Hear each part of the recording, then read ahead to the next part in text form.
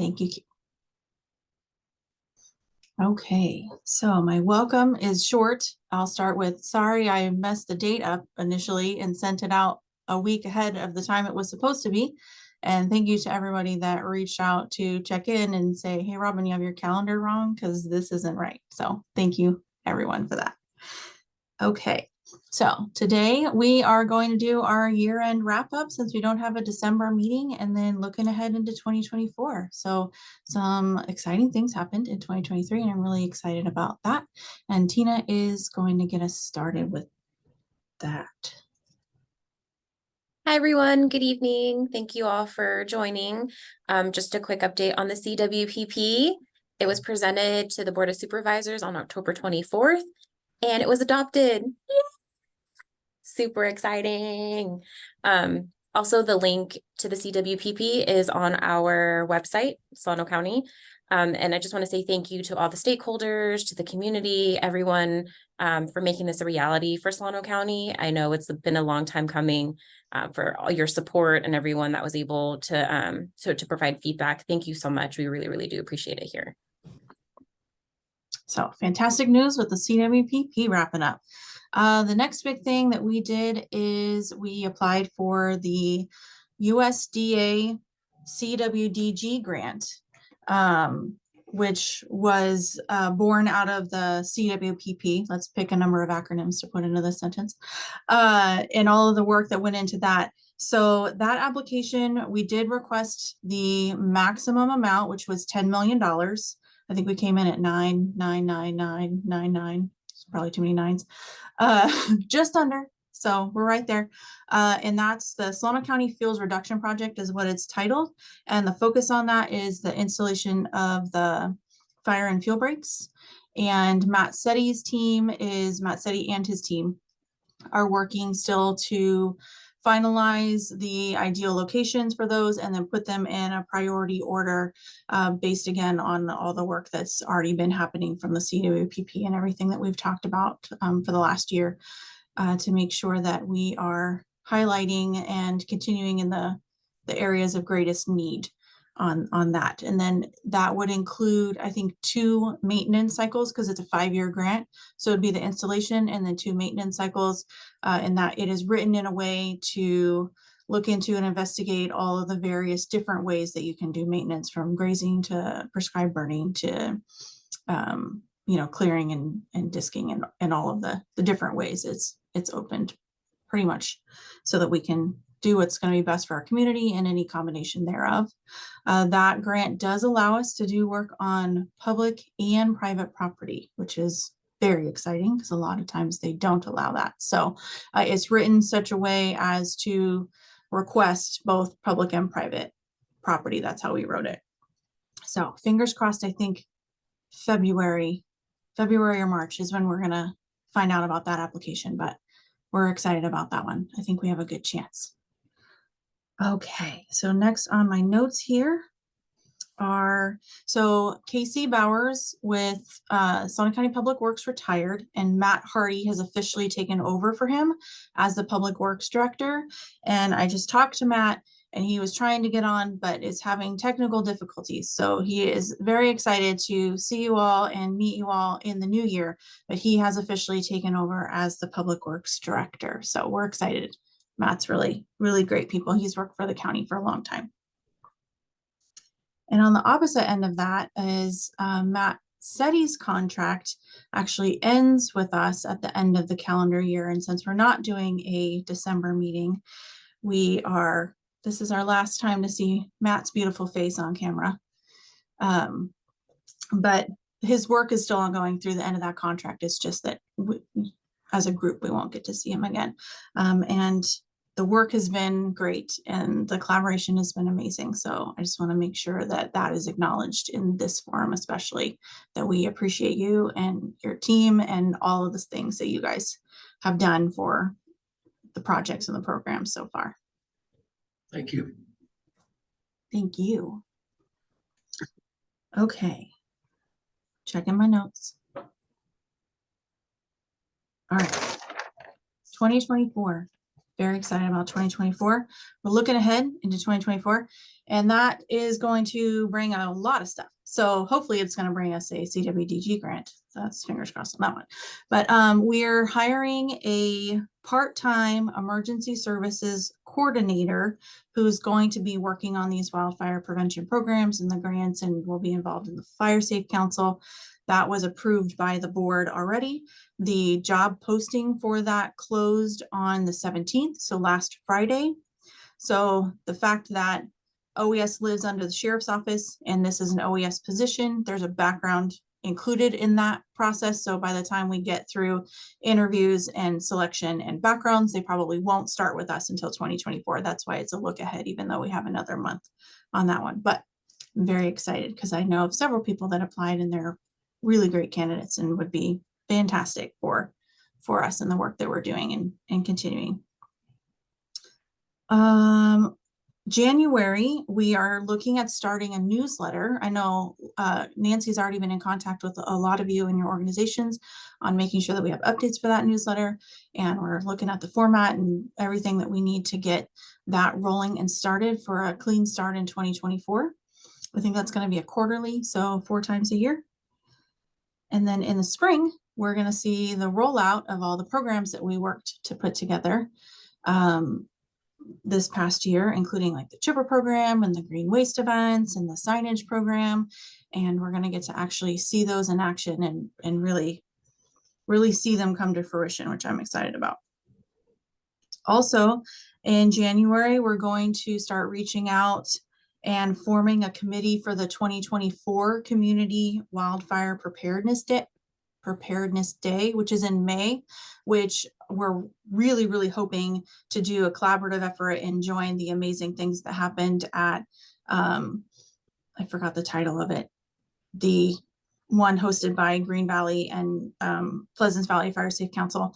I know their wildfire day was hugely successful, and then the one that the county put together. So we're hoping to bridge those two together and highlight all the amazing things that are available to the community as a single collaborative effort on that. So if anyone is already interested in joining the committee for that event, go ahead and email wildfire@solanocounty.com.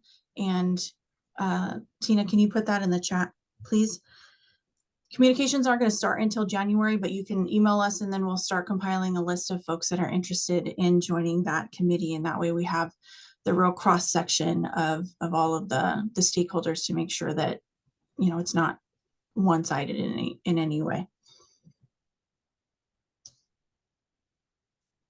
Those are my notes. That's the extent of my notes. That was much faster than I anticipated. Okay, so we're going to go through the partner updates as they're listed on the agenda. And I'm sorry because I wasn't able to keep track of everybody that's in here. So is Rochelle on? I didn't think I saw her. I did not see her. Okay, is anyone from Green Valley Fire Safe Council present that would like to speak? Okay, great. David, I see there you are. You moved on my screen. Hey, good evening, everyone. David Stevens, Pleasant Valley Fire Safe Council. We also have a couple other members from our board on this evening.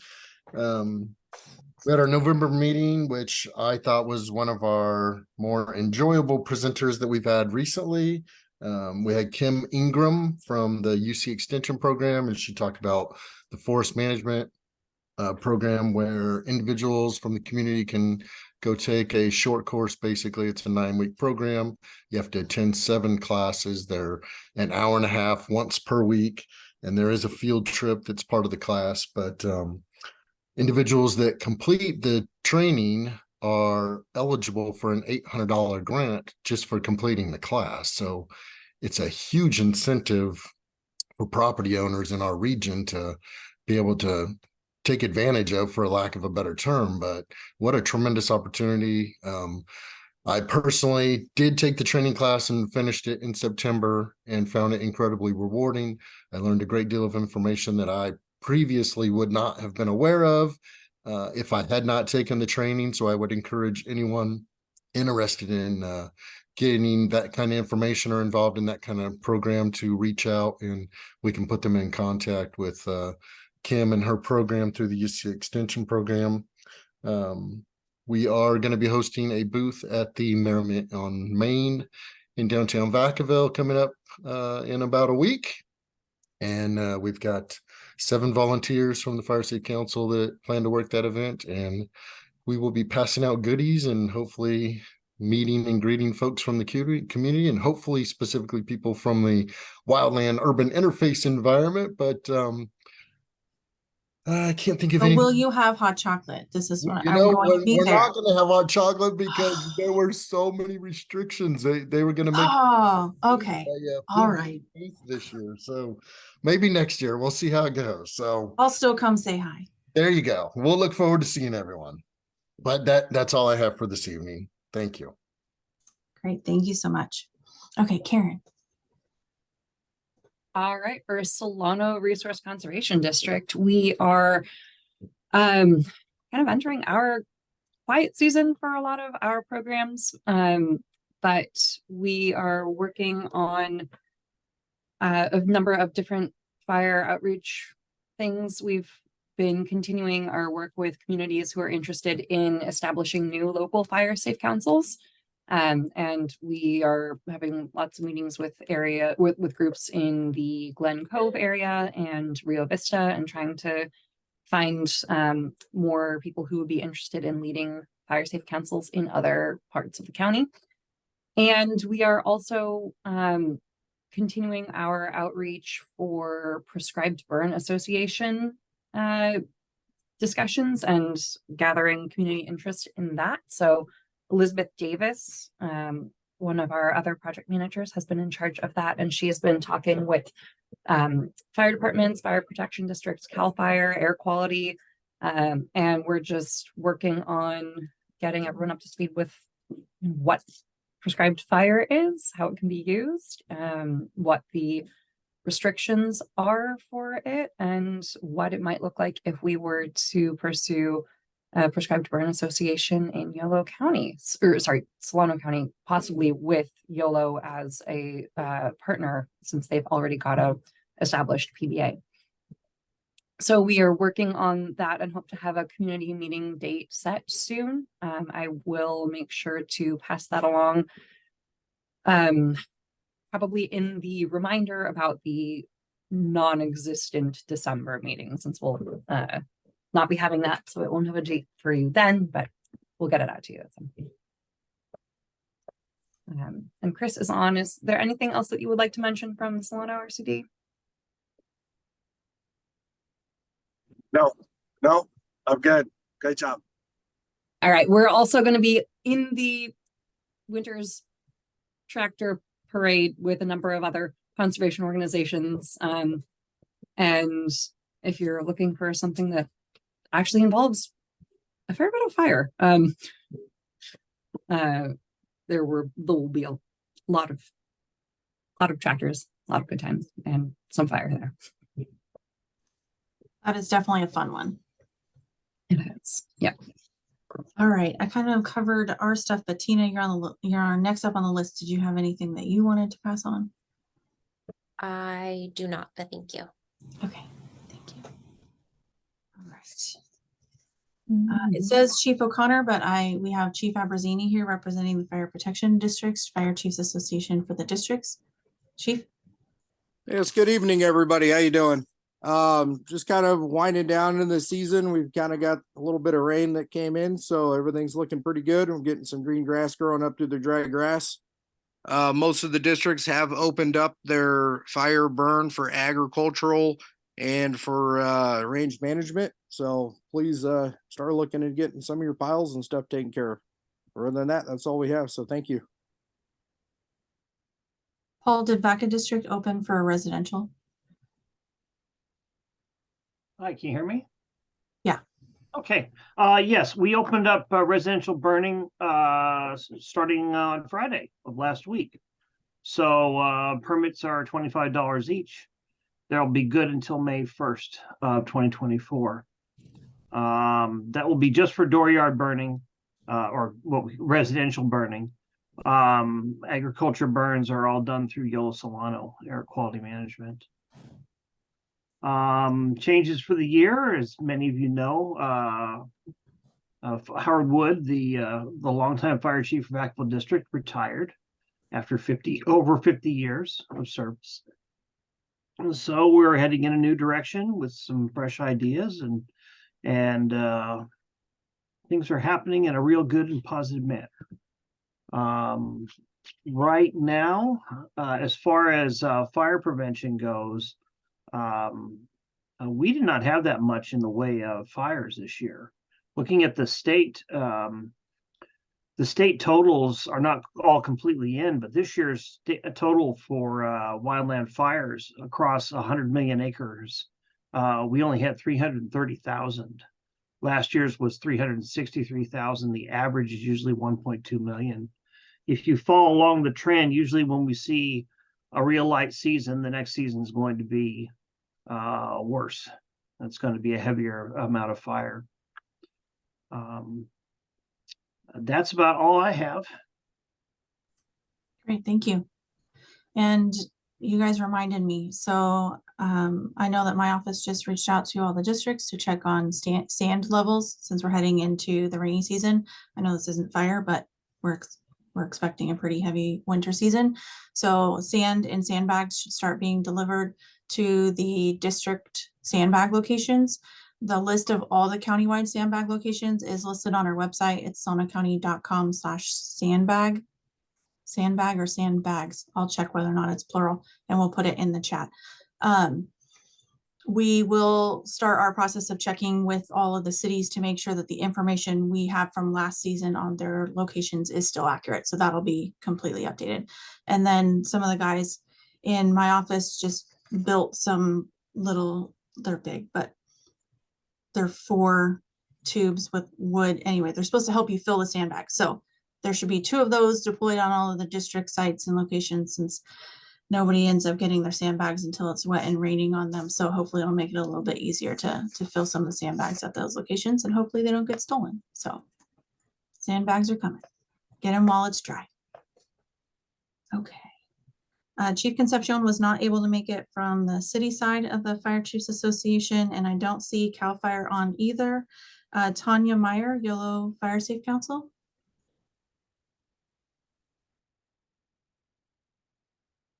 All right, I'm here. Oh, in the dark. But I'm in a safe place, which is my car. Yeah, we are waiting for our contract from our CAL FIRE planning grant to be signed. There's a bit of a delay, and then we're applying, and we will be working with Solano RCD, applying for funding to do some implementation from CAL FIRE. Then we also have our early action funding. There's a memorandum of understanding that we have with the County of Yolo that needed an amendment. So that's been taking a bit, but that just got signed. So we're going to be doing some on the ground work as soon as we can get some contractors. Our holiday meeting schedule is a little messed up, but we're having a Fire Safe Council meeting on the 29th of this month, and no meeting in December, and then back to our regular schedule at the end of January. And I think that's it. Awesome, thank you so much. And then Sherry Gardner. I didn't see. I don't think I see her name. Okay, it's like Hollywood Squares. Do you guys remember Hollywood Squares? Right. That's what it looks like. Hey, Robin, Okay. it's David. I have one more thing. Yeah. So I think we didn't have a meeting last month, but we had Team Rubicon come out and do work in the the Pleasant Valley Fire Safe Council area. And that group did a tremendous job. And my hat's off to those folks. They put in about 9 days worth of work in our community. The community was tremendously pleased with the effort that Team Rubicon put in. They took down a bunch of trees, they cleared up a bunch of brush, they did some roadside clearances, they cleaned up along driveways and around people's homes. It was a tremendous effort from a volunteer organization, and I really cannot give them enough props for the efforts that they provided to our community and the love and support that our community wants to give them it's much appreciated. So I just wanted to share that. Thanks, Robin. Thank you so much for highlighting them. I know that was a really great effort, and thank you for bringing them into the county and opening that Pandora's box of hopefully ongoing awesome collaboration. So did anybody have any questions? Robin, if I could jump in, I just wanted to, thank everybody and a little more information on what my team is going to be delivering to the county by the end of the year. Robin and Nancy have lined us out on a couple different scopes of work. We were over there last week and conducted fuel assessments in, I think, 41 locations, in the LRA, SRA, including all down Vaca Ridge, or Blue Ridge, Mix Canyon, all the way out to the back end of Green Valley. We're delivering really two sets of recommended projects, and these are projects that were essentially in concept roughed out in the application for the USDA grant. And these are projects focused on right-of-way ingress, egress improvements, and the others are fuel vegetation modification projects that align with, that are essentially outside of the defensible space zones. So somewhere beyond 100 feet up to a mile or more away from structures. And those are really aligned with CAL FIRE defense strategies. So fuels breaks are aligned with air attack standards and those type of things to provide a strategic framework for vegetation modification programs. I've also lined out those with respect to which areas would be mechanical treatment, which areas get follow-up treatment using other methods of maintenance like grazing or prescribed burning, those type of things. You guys live in a beautiful part of the world there, and I think that looking at this as much more of a strategic means of making your community more resilient to wildfires is as important as emphasizing the defensible space components of that. So we're excited we'll be delivering those over to you guys here in December.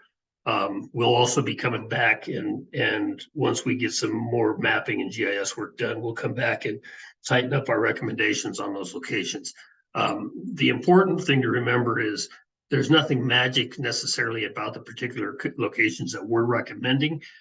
Because in a sense, when the county embraces the VTP clearance project, that's the Vegetation Treatment Programmatic CEQA document, what we're going to deliver to the county in this is essentially about a dozen different prescriptions. And those prescriptions range everything from what do we do in the regrowth chaparral up high in the system in the LNU fire versus the standing dead oaks in the drainage ways versus how do we expand the roadside work to make the county's mowing program more efficient. So there's a lot of variety, and it's really sort of a Chinese menu. How do we line these things up and pick the right areas with the right things? And so we're really hoping that provides the county some framework to build on and advance some of their projects in a more efficient way, so they can line them up with grants and stuff like that. And then I was going to say, if any of you guys want to see some burning going on, we just got approval. We're going to do about 2,000 acres of prescribed burning this winter. I have over 300 machine stacked piles that are the size of houses to burn this year up in the Sierras. So they're pretty neat. And next week we'll have finished planting about 140,000 seedlings, so bare root seedlings. So the burn forests are coming back, and we're hoping that we can bring them back in a much more resilient and sustainable method, but based on early forest planning and proper spacing and understanding what our canopy and ladder fuels and ground fuels and the interaction amongst them. So we're pretty excited about some of these projects that are coming out. So, thanks for having us come in and work with you guys. Thank you again, Matt. Appreciate you and your team. Does anybody else have any questions or comments?